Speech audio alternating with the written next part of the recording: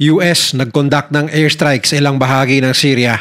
Turkey, suportado ang mga Syrian rebel na umatake laban sa rehimen. Russia, binomba ang mga lugar na nakuha ng mga rebelde at Iran, nagpadala na rin ng tulong upang labanan ng mga rebelde maging ang posibilidad na ipadala ang kanilang Revolutionary Guards. Marahil na itatanong mo sa iyong sarili kung paano naging bahagi ng kaguluhan sa Syria ang apat na mga bansang ito.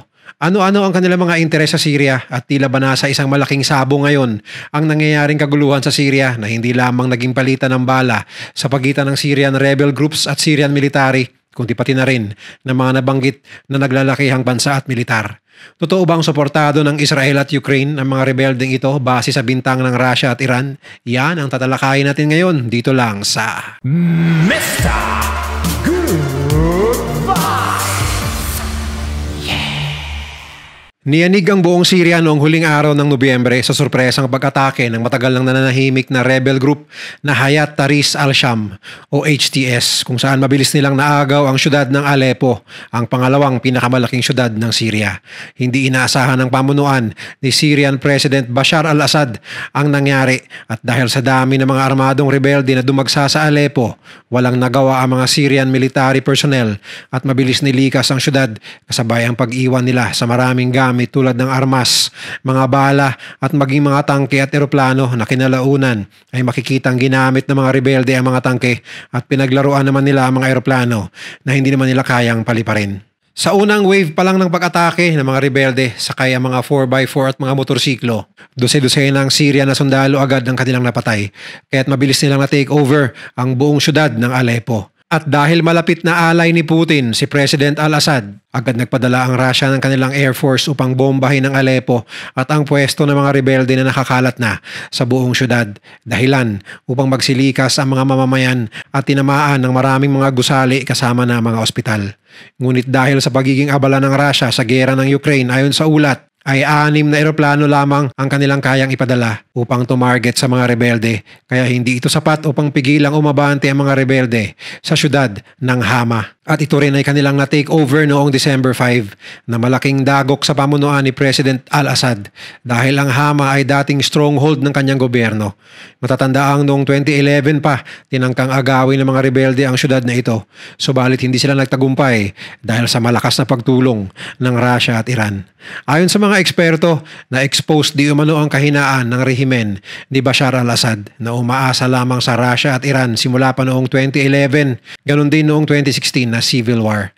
Subalit sa pagkakataong ito ay kakaunti lamang ang naitulong ng dalawang bansa dahil alam naman nating lahat na abala ang Russia sa gera laban sa Ukraine at ang Iran naman ay malaking pagkapilay ang nangyari sa kanila laban sa Israel. Ganun din ang kanilang proxy group na Hezbollah na dati ay nagbigay rin ng suporta sa Syrian government. Dahil sa kawalan ng resistance mula sa Syrian military ay napapabalita na ang capital city Damascus ang punteriya ngayon ng mga rebelde at nalalapit na nilang mapenetrate ito. Samantalang hindi pa sigurado kung nasa capital city pa ang Pangulo o lumisa na ito posibleng papuntang Russia o papuntang Iran. At dito na nga papasok ang maraming katanungan na marahil ikaw din ay nagugulamihanan. Sino ba talaga ang backer ng mga rebelde na siyang may pakana ng civil war ngayon sa Syria? At bakit tila well-organized ang kanilang mga galaw habang halatang alam kung sino man ang nagplano nito na wala masyadong maitutulong ngayon ang Russia at Iran? Paano pumasok sa eksena ang mga bansang Russia, Turkey, Iran at US na kung susumahin ay tila naging karambola ng malalaking militar ang nangyayari ngayon sa Syria?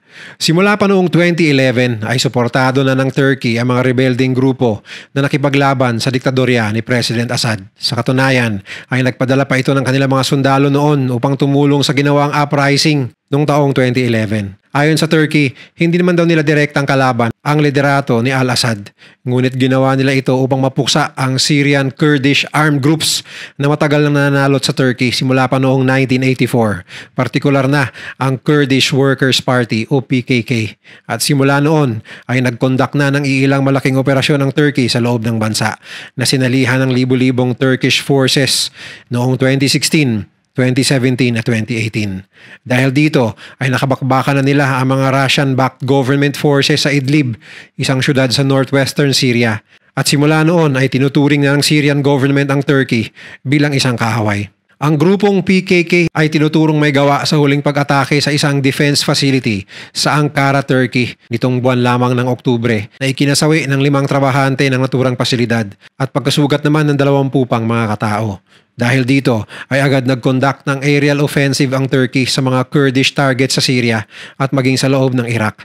Ayon sa Defense Minister ng Turkey, ay 59 na miyembro ng Kurdish armed group ang na-neutralize dahil sa air offensive na yon at hindi raw sila titigil hanggat hindi nila mauubos ang kahuli-hulihang miyembro ng grupo bilang paghihigante sa ginawa nito. Kaya ayon sa ulat ng international media, suportado di umano ng Turkey ang opensiba ng mga rebelde ngayon, partikular na ang Hayat Tahrir al-Sham o HTS. Layunin ng pag-ataking ito na pahinain o pabagsakin ng rehimen ni President al-Assad at sa paghina ng Syrian government forces. Nakikita itong paraan ng Turkey upang mapabilis ang kanilang pag-target sa numero 1 nilang kalaban sa loob ng Syria na PKK.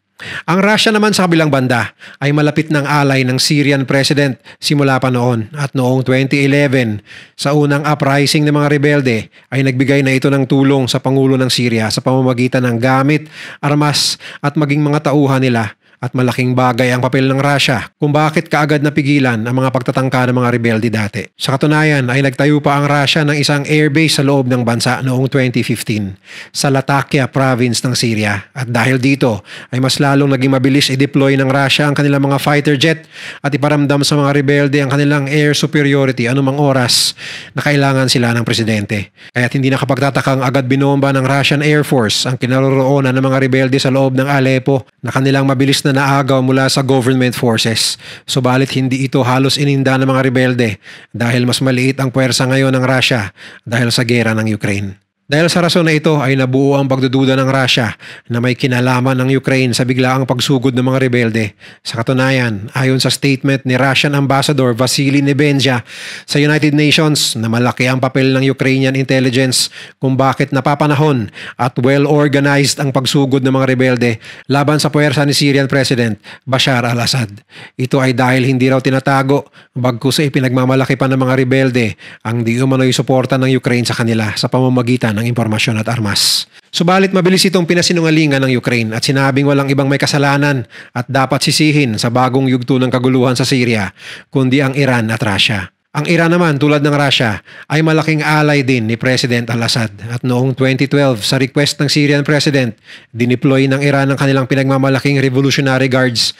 Ganon din ang proxy group nitong Hezbollah upang tulungan ang Pangulo ng bansa sa walang tigil na pananalakay ng mga rebelde ng taong iyon. Para sa Iran, ang Syria ay mahalagang parte ng Axis of Resistance laban sa Israel at impluensya ng US sa Middle East. Bukod dito ay malaki ang papel ng Syria sa pagsusuplay ng Iran ng armas at pondo sa kanilang mga proxy group tulad ng Hamas at Hezbollah sa pamamagitan ng pagpapadaan sa loob ng bansa ng kanilang mga supply. Kaya ganun na lamang ang kagustuhan ng Iran na tumulong sa presidente ng Syria at sa mga galamay nitong armed groups. Sa katunayan ay willing magpadala ng tropahan ng Iran sa Syria ngayong nasa gitna ito ng isa na namang civil war. Bukod sa pag-mobilize na ng Iran sa iba nilang grupo sa Afghanistan at Iraq na kamakailan lang ay namataang pumasok na sa border ng Syria at handang bawiin mula sa mga Syrian rebels ang mga nakuha nitong lugar tulad ng Aleppo at Hama. Kaya naman inaasahang mas titindi pa ang bakbakan sa loob ng Syria nito mga darating na linggo dahil sa pagdagdag ng mga puwersa na kampi sa Syrian government at sa kasalukuyang presidente. Ang Hezbollah naman noong kasagsagan ng pambobomba ng Israel at ground attacks laban sa kanila ay nanghingi rin ng tulong sa Syria upang suportahan ng kanilang ground forces laban sa IDF. Ito ang dahilan kung bakit maya-maya ay binobomba rin ng Israel ang ibang lugar sa Syria dahil sa presensya ng Iranian-backed forces sa loob ng Syria na tumutulong sa Hezbollah sa pakikidigma, ganon din sa pagpapapasok ng armas at missile sa Lebanon mula Iran. At ito rin ang dahilan kung bakit hindi maiaalis ang posibilidad na may suporta ang Israel sa mga rebelde ngayon na nagko-conduct ng opensiba laban sa gobyerno. Sa makatuwid, konektado sa isa't isa ang nangyayaring gulo sa Middle East at kung paniniwalaan ng Russia ay pati na rin ang girian nila laban sa Ukraine kahit na nasa malayo ay may koneksyon pa rin sa kaguluhang ito. Ang Estados Unidos naman sa kabilang banda ay nagumpisang pumasok sa Syria noong 2014 nang sinubukan itong puksain ng grupong Islamic State Jihadist Group o ISJG na naghasik ng lagim noon sa mga sibilyan ng Syria at Iraq at tumarget sa mga US forces sa Middle East.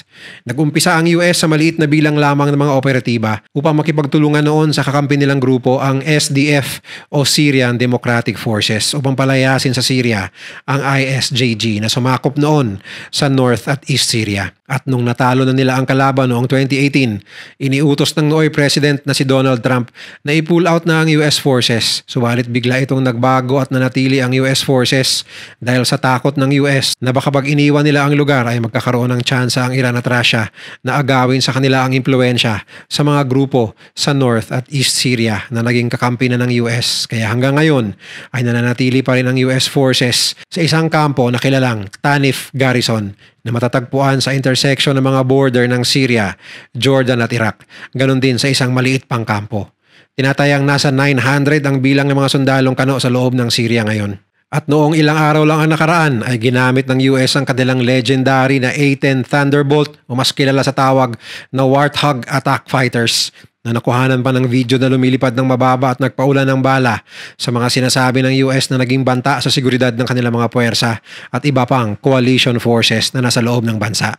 Bilang patunay na hindi lamang mga kano ang nag-ooperate sa loob ng Syria, kundi pati na rin ang mga sundalo ng mga bansang alay ng Amerika tulad ng France at UK. Pero nilinaw ng US na walang kinalaman sa operasyon ng mga rebelde laban sa gobyerno ang nangyaring aerial strikes nila bagkus ito ay bilang tugon sa mga puwersang nagpaula ng rockets at maliliit na missile sa mga tauhan at assets nila sa loob ng isa pang kampo, ang US military base na tinatawag nilang Support Site Euphrates.